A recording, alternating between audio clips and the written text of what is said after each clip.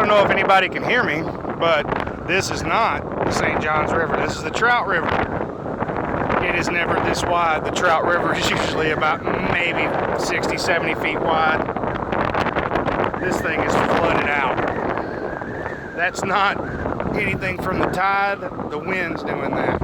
Look over on this side.